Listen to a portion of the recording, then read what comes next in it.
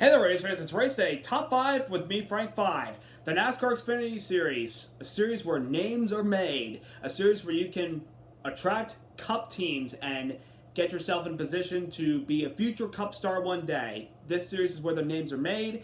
And boy, oh boy, was it an incredible race today at Daytona, from late afternoon to racing under the lights at the finish.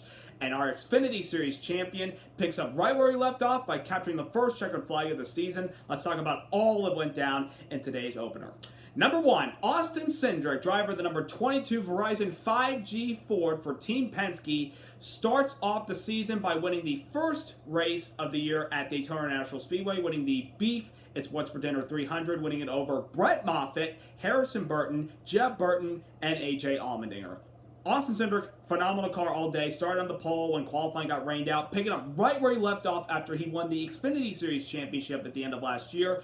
He was up front for the majority of this race, stayed up front, stayed out of the big wrecks when they happened in the end. He just has such a fast car in these super speedways. He's got the bullet on his target on his back this year that teams are going to be coming after him. After all, he is the defending Xfinity champion. But there's no better way to start off your 2021 season trying to run it back for the title by winning at the World Center of Racing. Roger Penske has had very fast cars at Daytona in the Xfinity Series, but has never won on the oval configuration. Now, Austin Cindric did win the Roval last year, the road course part of Daytona, but that doesn't really count as the oval portion. This time around, it finally counts when it matters the most, and Austin Cindric, I've got a feeling, folks, will be battling for the championship in Phoenix by the end of this year, trying to run it back. He's got all he needs. He's got fast cars, he's got great crew members, great team behind him, great sponsors. He's going to be fun to watch this year. Plus, tomorrow, he will be starting in his very first Daytona 500, starting back in the 39th spot, with a car that he barely made the race, courtesy of the 37 of Ryan Preece. But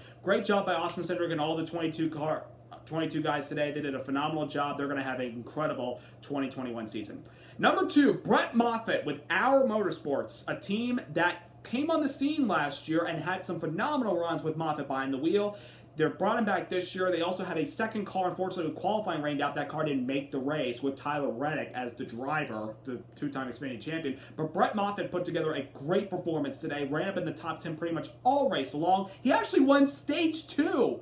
And by the way, this team's got RCR engines backing these guys this year. That's made the deal over the offseason. They're going to get engines from Richard Childress Racing. And they were just up front the entire night. They were a great pusher to guys late in the going, battling it out for the win. It looked like off of 4 he was going to have a run because he kept pushing guys like crazy. He was very aggressive. Moffitt, a very good super speedway racer, great race car driver.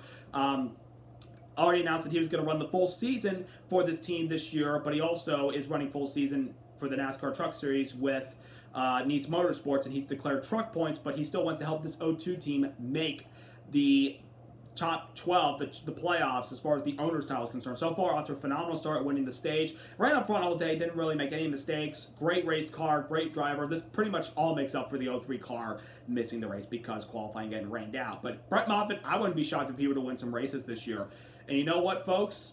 This is a long shot, but what if Brett Moffitt were to win an Xfinity race before he wins a truck race this year? Would he consider switching back to Xfinity Series points? Doubt it, but it's worth a thought. Number 3, the Burtons, the cousins. They're not brothers, they're cousins. Harrison and Jeb, top 5 late in the going. Both had fantastic runs today, both very fast race cars. Harrison Burton, so close to winning at Daytona once again. He was perhaps the dominant Toyota of the race today. You could all say Ty Dillon was fast, Daniel Hemrick was fast, and of course Brandon Jones was fast, but Harrison Burton, coming off a pretty good rookie season last year after he won Rookie of the Year and 4 races, backs it up with a nice top 5 run tonight. I'm pretty sure his mom, Kim, who's his biggest cheerleader, who's always like fist pumping, saying, go, go, go. Sadly, she couldn't be at the track because of COVID, sadly, but I'm sure she was somewhere back home cheering her boy on. But he did a great job. Jeb Burton driving full-time for Colleague Racing this year. He did a great job today running with his teammates and Justin Haley and AJ Allmendinger, who will also run full-time this year in the Xfinity Series. Jeb was involved in a late race crash in the big one with about 15 laps to go, but luckily the car wasn't severely damaged, so he got back in the running and continued on to get a much-needed top 5 for a team that I think can win a race this year. I think this is the year that Jeb Burton can finally win a NASCAR race in the Xfinity Series. Number 4, calamity everywhere. I mean, so many cautions in this race. We almost had the same amount of cautions tonight, like we did in last night's truck race, these guys are all over the place today. We had caught spins earlier in the race with the Mario Gosselin cars, with Josh Williams and Alex LeBay. We had Brandon Jones at the end of stage 2 after he won stage 1 come down on the front bumper of Myatt Snyder, and that took him into the grass, digging the front splitter up because it rained earlier today and it just tore the car up. Went back in the truck and then got hit hard by Alex LeBay and Cody Ware. Thankfully, Jones was okay. Unfortunately, he has to settle for a last place finish, but this guy will be strong. He'll make the playoffs later this year. But then late in the going, we had guys going really hard for the race win. We had a big one where Ty Dillon was making a move down the backstretch after a big shot in the rear on the backstretch from Josh Berry in the number 8 for Junior Motorsports. And as he's going into turn 3, Ty Dillon's trying to cut in front of his team, and Hemrick, unfortunately, not enough room there. He gets tapped and goes around into the pack, collecting Daniel Hemrick. Justin Allgaier was involved in the crash. Riley Herbst, Justin Haley, Daniel Hemrick. Though Hemrick and Ty Dillon were able to continue in the race.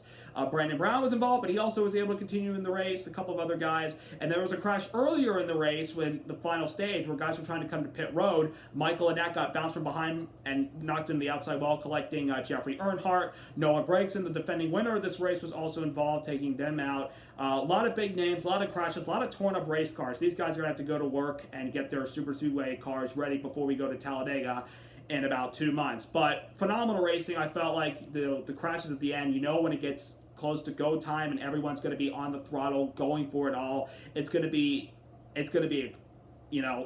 Katie bar the door. It's going to be absolutely wild. And it certainly was when we got to the final stage, because the first stage and relatively the second stage that crashed coming to the end of stage 2 probably began what was about to be a mad dash to the finish, as well as a lot of crashes, and the intensity was going to ramp up, and sure enough it did. But phenomenal racing all around. And number 5, the Fox Sports crew today consisted of Adam Alexander, your normal Xfinity commentator, Clint Boyer, of course now new to the NASCAR Fox family, calling Cup races this year. He's calling the Xfinity race today.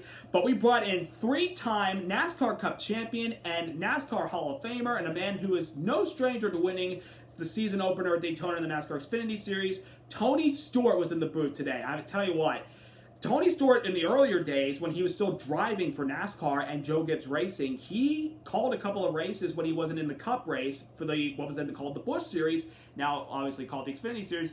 He was up front for the most part in the Xfinity openers, winning those races, won 7 of them. Called the race today, did a phenomenal job. He does a great job with these broadcasts sometimes when he's invited to be a part of it. He brought a lot of insight. Though it's hard to get a word in edgewise with Boyer, giving you, a lot of chuckles in the booth. I mean, they had good chemistry. All 3 of them did today. They did a great job. It's nice to have Tony in the booth. Hopefully he can do a few more of these this year. I think this is not the only one he's going to do, but I'd have to look back at the Xfinity Series broadcast schedule to know who will be in the booth with Adam Alexander. I think Tony might do another race. I got to look into that. I think Michael Waltrip will come do the Xfinity Series at times this year. And they'll have Boyer too, probably. So, yeah, Tony Stewart, it was great to have him, and it was great to hear him and Boyer go out. And, of course, Boyer used to drive for Tony Stewart. And Tony, I tell you what, he and Boyer were like kind of, hold their breath when at the end of that second stage, their driver, Riley Herbst, barely got tapped by the crashing car of Brandon Jones. But thankfully, Herbst was involved in that crash. But sadly, later in the race, he was in that big one that took out Allgaier and Haley and other guys. But, Tony Stewart, great sense of humor, very knowledgeable about the sport, and hopefully he can do more of these races down the road. So, the Xfinity Series is officially underway. And that leaves one more race to go, ladies and gentlemen. Tomorrow, the start of possibly the best season ever. We've seen the commercials. We've seen all to expect. We've got the reigning Cup champion Chase Elliott trying to go back-to-back, trying to run it back. We've got Denny Hamlin trying to go for 3 in a row in the Daytona 500. We've got Joey Logano, the former Cup champion, former Daytona 500 winner, wanting to go for it. We've got a Hendrick front row with Alex Bowman and William Byron, but he'll have to go to the rear for a backup car. Austin Dillon trying to bring the 3 car back to victory lane like he did 3 years ago.